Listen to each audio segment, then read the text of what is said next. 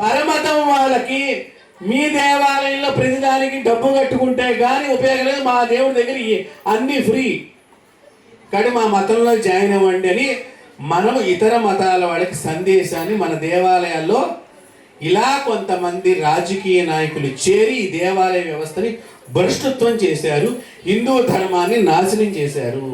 ఈ మాదిరిగా ఒకే ఒక బ్రాహ్మణ కుటుంబం ఉండి ఒక ఊళ్ళో ఒక రామాలయమో ఒక శివాలయమో ఉంటే ఊరంతా కట్టడిగా ఉండి ఆ ఊళ్ళో జరిగే కార్యక్రమానికి వారి పంటలు తీసుకొచ్చి ధారగా దేవాలయం గడప దగ్గర అయ్యగారి గడప దగ్గర ధారగా పోస్తే ఊరంతా చక్కగా వనభోజనం చేసేవాళ్ళం. కుల భోజనాలు కాదండి, పూర్వకాలంలో ఒక దేవాలయ కేంద్రముగా.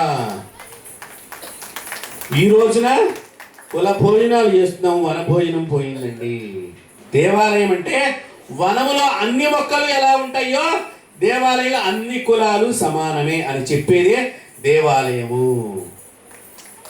అలాంటి దేవాలయాల్ని రాను రాను వ్యాపార కేంద్రాలు చేసి ఒక దాతను గౌరవించకపోవటం, ఏదో దాత ఇచ్చాడు కాబట్టి ఆ ఒక్క రోజుకి ఏదో ఆయనకి పెద్ద శాలువ కప్పటం, అలా కాకుండా ఈ తిరుమల నాథ దేవాలయ సమితి వారు కమిటీ వారు ఎవరైతే ఉన్నారో చక్కగా వారికి ధార్మిక శిఖర అంటే కొండ అని అర్థం, శిఖరము అంటే కొండ.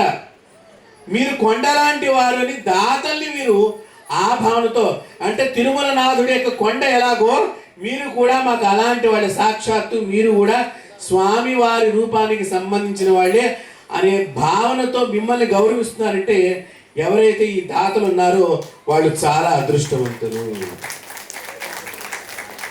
మన శరీరంలో 3 శక్తులు బాగా పనిచేస్తూ ఉంటాయి. ఆ 3 శక్తులకి ఇష్టమైన నామం నేను చెప్తాను.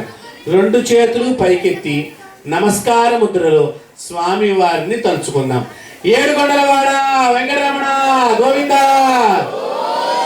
ఏడుకొండలవాడ వెంకటరమణ గోవింద, ఆపద్బాంధవ అనాథ రక్షక గోవింద గోవింద గోవింద. సర్వే జనా సుఖినో భవంతు, లోకాన్ సమస్తాన్ సుఖినో భవంతు.